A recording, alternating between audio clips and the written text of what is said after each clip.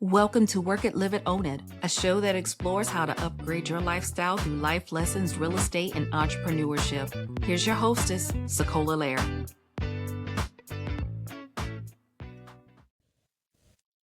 Hello, and welcome to another episode of the Work It, Live It, Own It podcast. Today, I have the wonderful privilege of speaking with Nicole Beck of Spec Pros Incorporated. This is a local home inspection company located in the Triad area of North Carolina. Welcome, Nicole. So great to see you again. Thank you for having me. I'm excited. Not a problem. Thank you for coming. So I want to give you guys a little background. And of course, Nicole could probably give you more insight about the history. And we're going to actually dive into the history of how Spec Pros, this wonderful husband and wife duo team, got its start.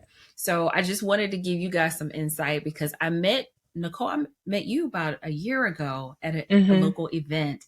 And you were sharing your story about how you guys are life partners, parenting partners, work partners, you and Jeremy. Yeah. Jeremy is the inspector. And Right. Nicole is the woman who keeps the ship running, keeps everything together. Jeremy has over 16 years of entrepreneurial experience. He has been awarded for his A+ customer service, and he has taken his project management skills and his love for real estate and have combined them together to start Spec Pros Incorporated, and has a wonderful real estate and home inspection business. But Nicole is the coordinator. She handles all the administrative details and has spent countless of hours building Spec Pros into what it is today, making it your go-to and actually my go-to for home inspections. And I'm going to tell you why they're my go-to in a little bit. So when you use the home inspection or Spec Pros team, you're not just hiring a local small business, but you're also working with a woman-owned business as well. So I just had to put that out there because that is impactful, that is meaningful. And we actually met up after that networking event, and which is what I think is so important, Nicole, because you did something that a lot of people don't do.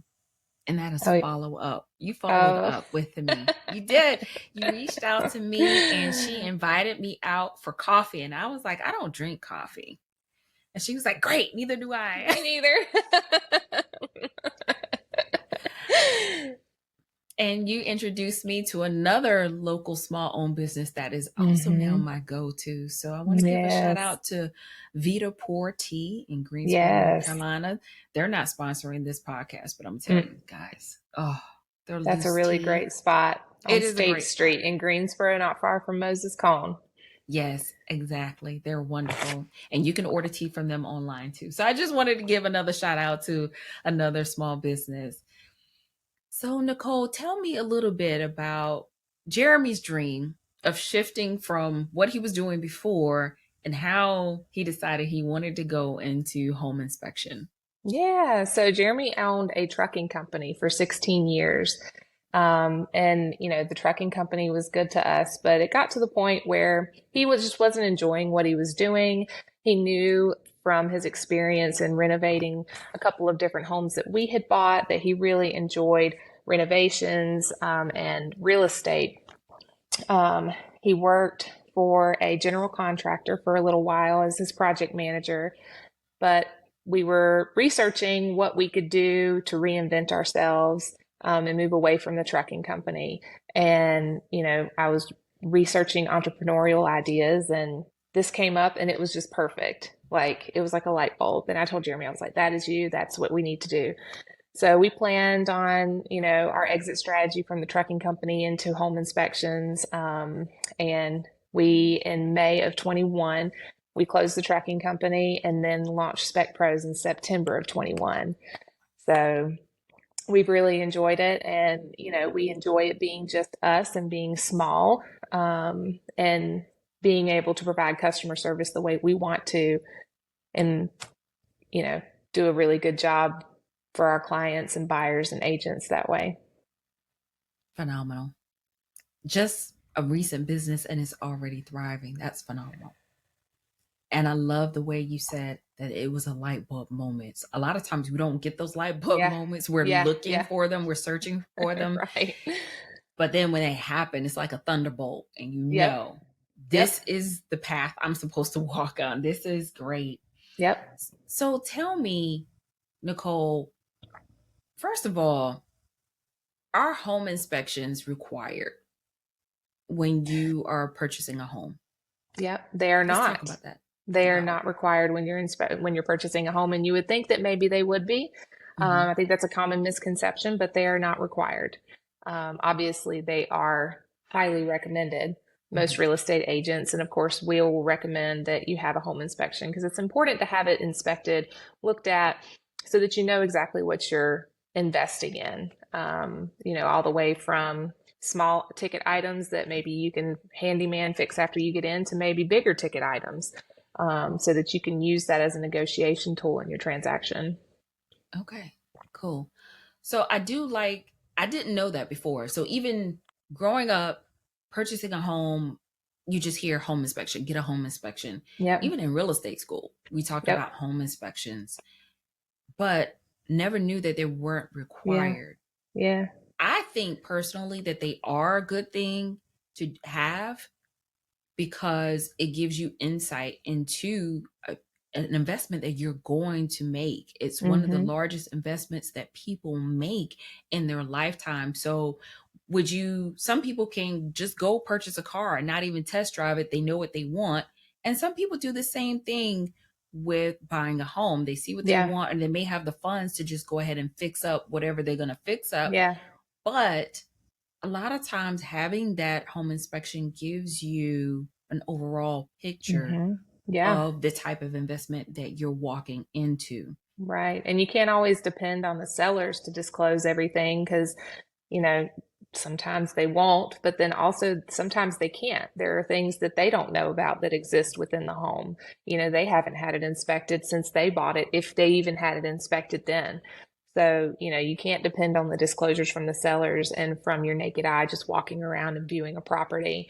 You really need somebody to come and look in those areas that nobody else is looking in, those areas that people typically tend to lack on maintenance. Most people aren't hanging out in their attics and in their crawl spaces and things like that to know what's going on down there. And that's where all your supports for the home are. That's where your plumbing is visible and everything else. So you really need somebody to go in and create that home inspection report, and you can look at that report as like an owner's manual for your house.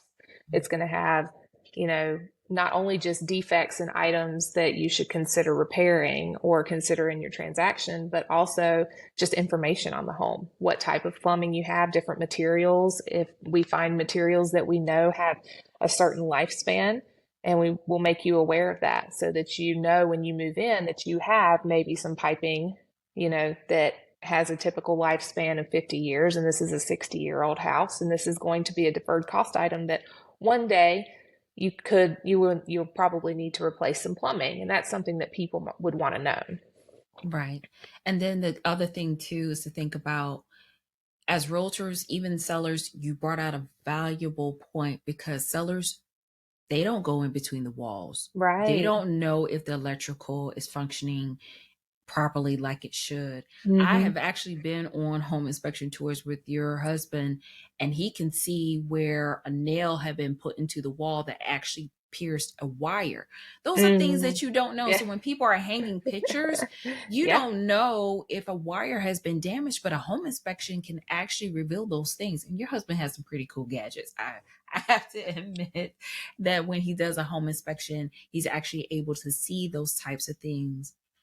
And I also love, this is the thing I love about you guys. When I get an inspection report, because I am a visual person, I can actually see the rankings of priorities, Mm-hmm. Yeah. things that are things that you need to handle right away, things that you just need to be cautious of, or things that, hey, this is just something that we notice Just on the here's some inspection. information. Yeah. Just be Yes. aware of it. Yeah.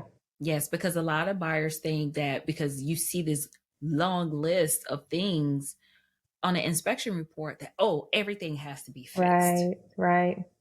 And what I like to focus with my clients on, sellers and buyers both, we're going to look at the big ticket items. We're going to look at, hey, do all the windows open and shut? We're going to look at Mm-hmm. structures, systems, and Yep. maintenance, proper maintenance. Has the HVAC been upkept?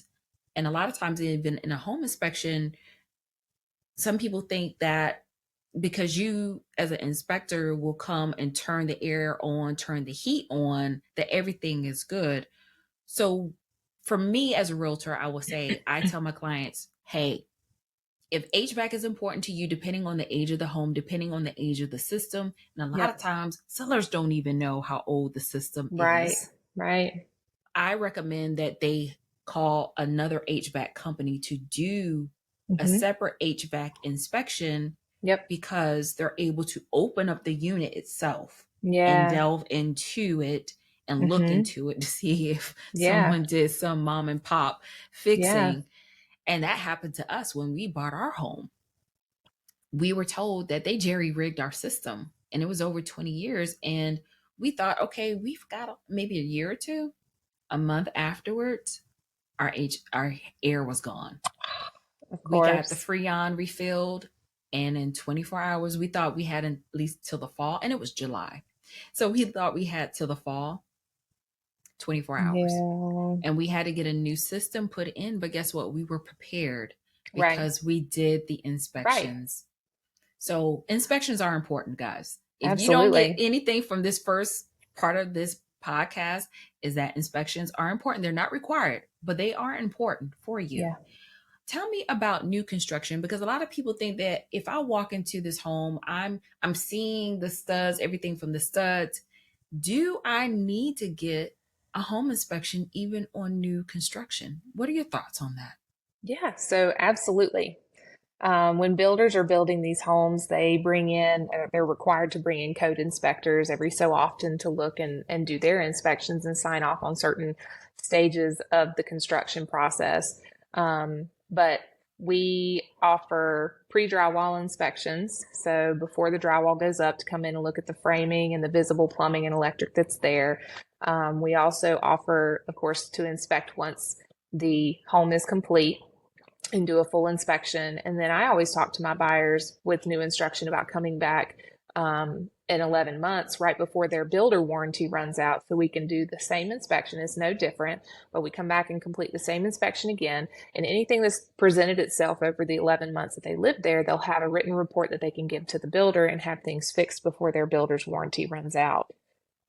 So, you know, we do a lot of new construction in all three of those phases. And we have found some big issues in new constructions before the client moves in. When once all the code inspectors have been in, they've all signed off on everything, the home is complete, they have their certificate of occupancy, and we come in as the last thing to go through and do the inspection right before close. And we found some big issues that builders have been able to go back and fix, of course, before the buyers moved in. But, you know, I can't imagine having moved into the home and realizing that your upstairs air has been running constantly in the winter for a week, and it was like 50 some degrees in the house. And we couldn't get the unit to turn off. And actually, it was the downstairs air. And then when he went out to the electrical box to check the electrical panel and everything, there was condensation all inside the electrical panel because of how cold it was inside the house.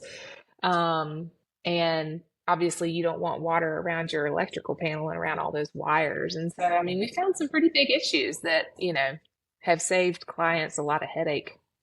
Wow. Okay, so you mentioned something important. Things can happen even in new construction, but are there any things or particular that you have discovered even in older homes that people need to look out for? So with an older home, I always talk to the buyers when they schedule an inspection on an older home and you know, prepare them for the home inspection report, just because in an older home, the report's going to be a little longer. Okay.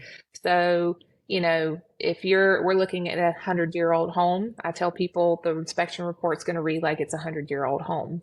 You know, the electrical items, the plumbing and things, like we've had a lot of life experience since then, right? And we have upgraded materials. We found out that certain materials weren't good, especially in plumbing and electric. And we're always, changing codes and things like that to make things safer for people. So when we go into these 100-year-old homes, we're going to find older electrical and older plumbing and things like that. And we'll make recommendations for upgrades.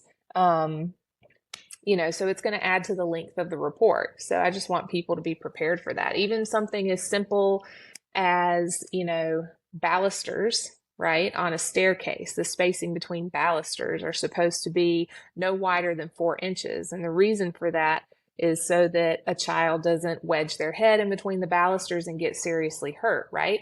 But these gorgeous 100-year-old homes, these Victorian homes that have these wonderful grand staircases and beautiful balusters, a lot of times they're spaced a lot further, or in an orientation where a child could climb them and get hurt. So we're going to tell you about those things because there are new standards in place as far as balusters and how they should be constructed and spaced. But are you going to go into that 100-year-old home and rip out your entire staircase and everything and start over? Probably not. So you have to take some of those things with a grain of salt. Take it with the fact in mind that this is a 100-year-old home and there are going to be things on it. Right. I love how you said that. Sometimes you have to take things with a grain of salt because I think sometimes buyers get freaked out and go, oh my goodness. Then they want to ask the seller, well, we need new balusters, like you were just saying. We need new balusters and they need to be spaced appropriately. A seller is not necessarily responsible for you getting your balusters up to code. That's just something that you guys will divulge and let buyers know, hey, this is a 100-year-old home. Things that were code back then are not necessarily the code today, but does that mean that the seller is necessarily responsible for fixing those things? That's why I try to get my clients to focus on the big things. Right. If your windows don't open and close, they don't lock. If your heating and air doesn't work, if the home is not structurally sound and supported, or the roof, there's a substantial leak that you may discover, or wildlife in the attic. That has happened before on an inspection. You find wildlife somewhere that the sellers didn't even know about. Okay, we've got to find a way to appropriately remove the wildlife out of the home. So I love and there are other things too that you can do as far as the balusters, for example, instead of getting worked up about having the sellers fix and rip out all of these balusters and replace everything. There are child-proof things, of course, that you can buy to install around the balusters until your children are old enough that they can be trusted not to climb the balusters or not to wedge themselves in there. So that would be, more of us just letting you know that it's there, that this is a risk that exists. This is a potential safety issue. So put some checks in place to make sure that that doesn't happen. Right. So I think that's important while you have a good team surrounding you when you're purchasing a home. You have a great home inspector. And me as a realtor, I like to have a great inspector, great lenders, and actually focusing my clients on the things that are really, truly important. And that's the one thing I love about your report is that you guys prioritize things that are important. And I also like the education process too when I go on home inspections. So tell me something. When we're talking about the prioritization of a home inspection, and your husband does this so well. I don't know if you help him with the reports or not, but I love the reports, guys. Let me tell you. Not only do they prioritize, but I love the videos as well.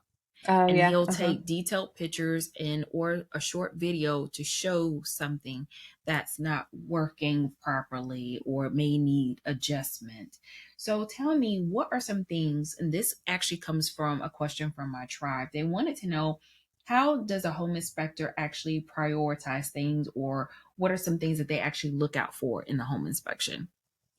So priority would always be safety issues. So anything, safety that we find is always going to be red on the report. So our reports are color coded red for safety and significant defect, orange, is more like a caution, bring your attention to it. It's something you may want to have fixed in your transaction, you may not.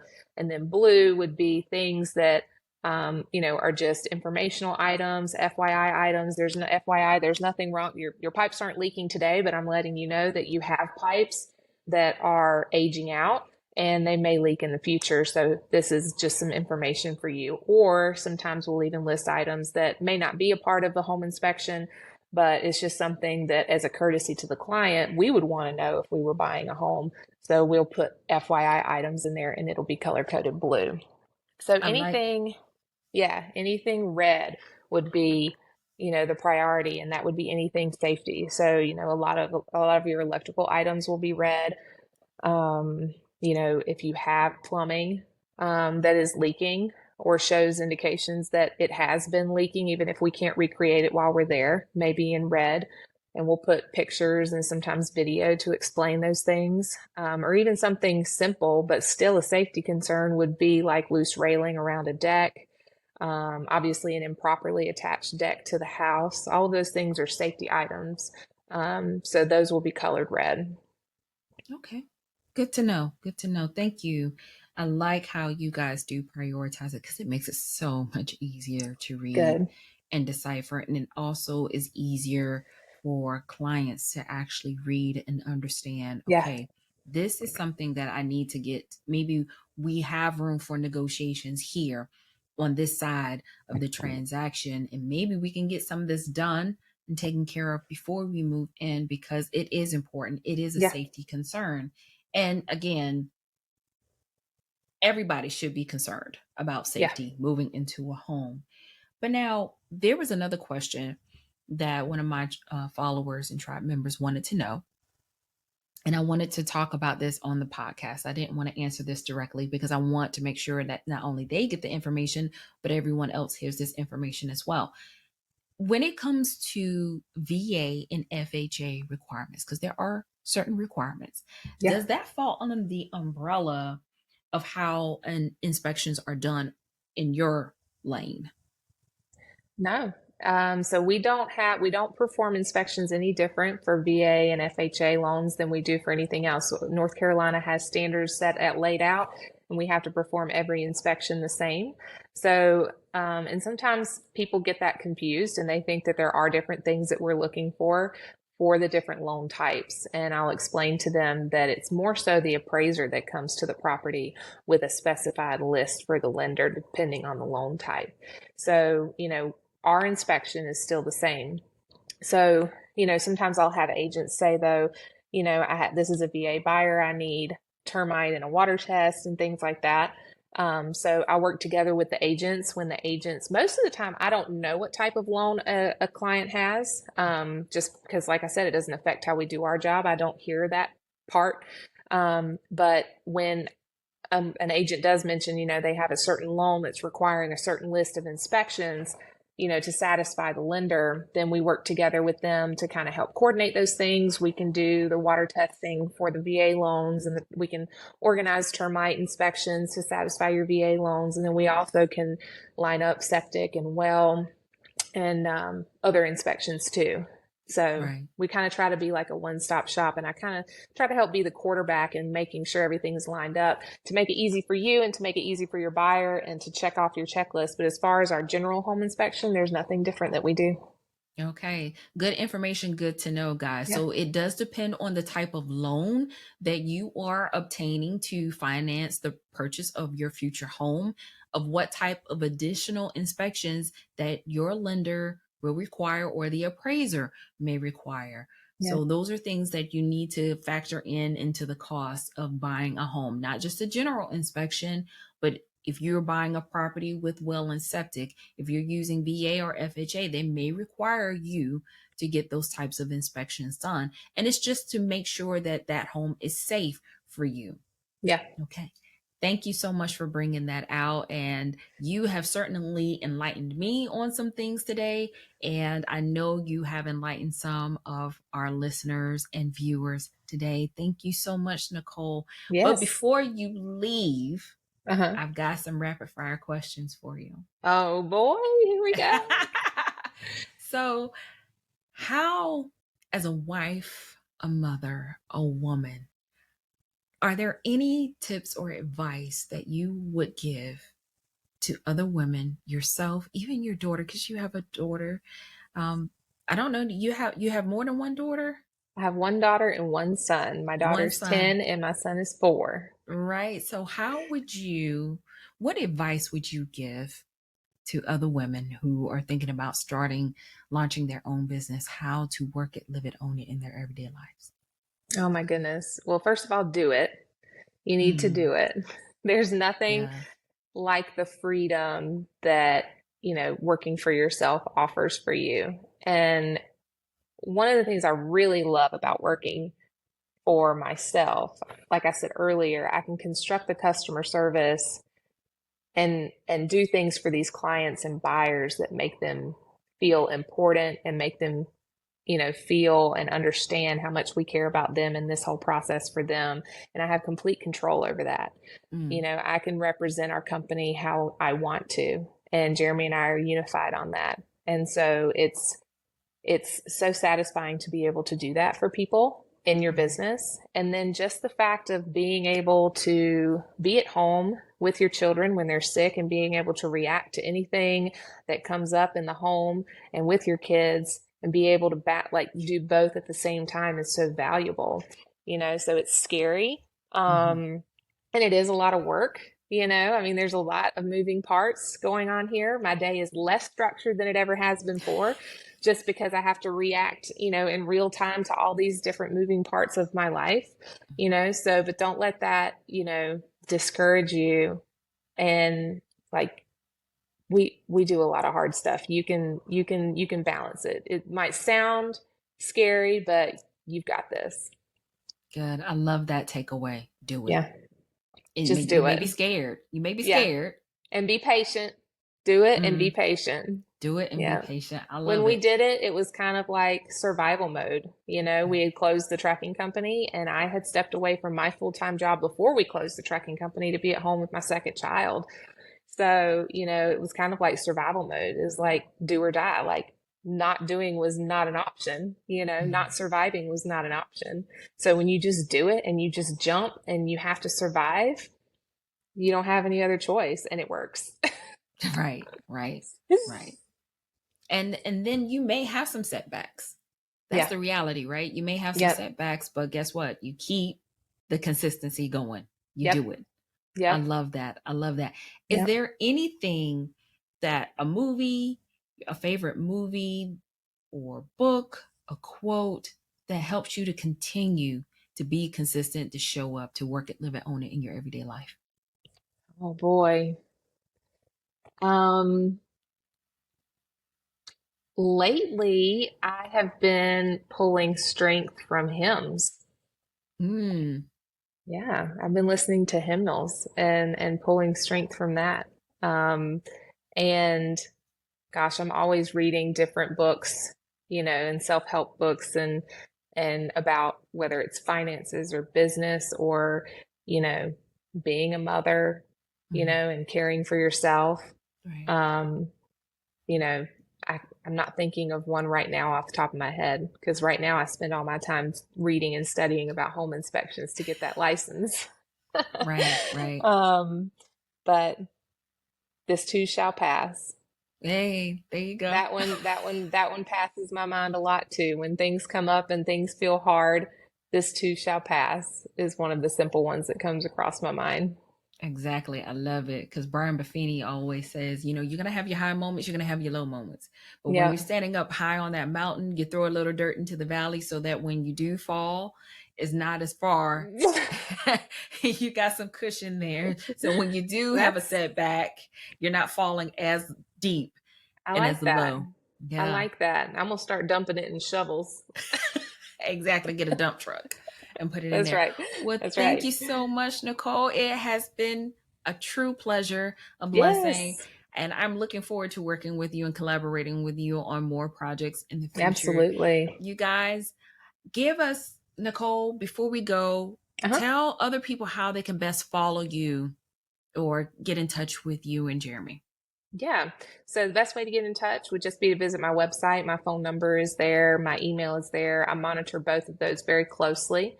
And then, of course, we're on social media. So you can follow me personally on social media, just Nicole Beck. You'll see my logo there at the bottom of my photo, so you'll know it's me.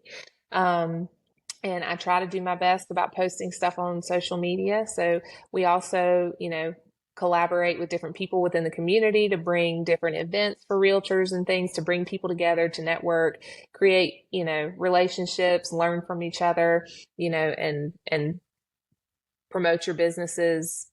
So on social media, I'll also share those types of things. So that's a good place to, you can also send me your email because those events and things that we help host, I'll send them out through email with the invites too. So you can shoot me an email and I'll add you to my email list.